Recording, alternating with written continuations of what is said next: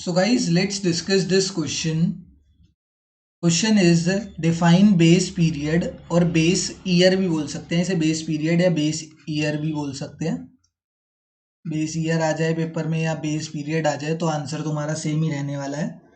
तो a base year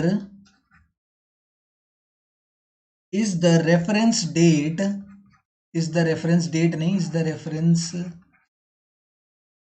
हाँ वैसे रेफरेंस डेट लिख लो क्योंकि यहाँ पे पीरियड बोला गया है ना, तो period could be any.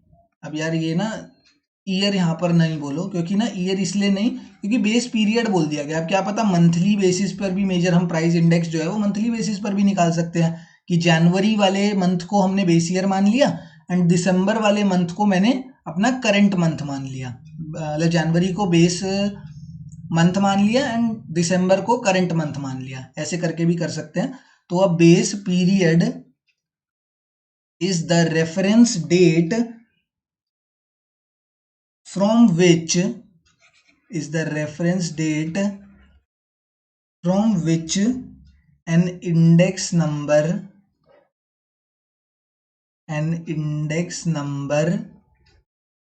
is calculated. एक रेफरेंस डेट रखी जाती है जिस रेफरेंस डेट को एज अ बेस रखकर हम अपना इंडेक्स नंबर कैलकुलेट करते हैं. इंडेक्स नंबर को P01 से डिनोट करा जाता है. तो जैसे इंडेक्स नंबर की वैल्यू मेरी आई 127%, ठीक है, ऐसे करके मेरी वैल्यू आ गई, मान के चलो इंडेक्स नंबर की 127% आ गई. तो इसका मतलब पता है क्या है? इसका मतलब ये है कि 100 जो है वो हमारा बेस ईयर प्राइस है, या हाँ मतलब बेस ईयर प्राइस ही मान लो, बेस ईयर प्राइस है and 127 is my base current year price. तो हमने यहाँ पर किसको बेस रखा? हमने 100 को एज अ बेस प्राइस रखा. यहाँ पर तो प्राइस की मेंशनिंग नहीं है, बट मैंने 100 को एज अ बेस प्राइस रखा एंड ये हमारा करंट प्राइस निकल कर आया.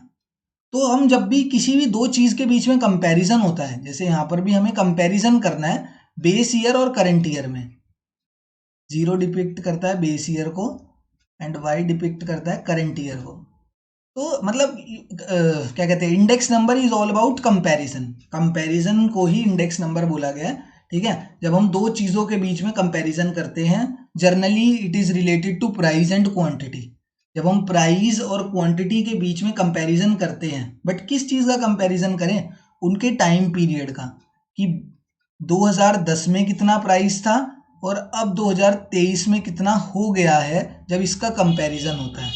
तो इस कंपैरिजन के लिए देखो करंट ईयर तो हमारे पास है ही जो चल रहा है, हमने इसका देख लिया कि अच्छा हमारा करंट ईयर तो 2023 है, इसका प्राइसेस हमने मेजर कर लिया, मार्केट में गए प्राइसेस पता कर लिए. बट अब हमें देखना है कि भैया प्राइसेस कम हुए हैं या प्राइसेस ज़्यादा हुए हैं, तो उसके लिए हमें एक पीछे का टाइम पीरियड जिसको रेफरेंस पॉइंट मानेंगे वो भी तो लेना पड़ेगा. 2010 मैंने एज अ रेफरेंस पॉइंट ले लिया, उसी को बेस ईयर बोला जाता है. तो base year is the reference date from which an index number is calculated. ठीक है, थैंक यू.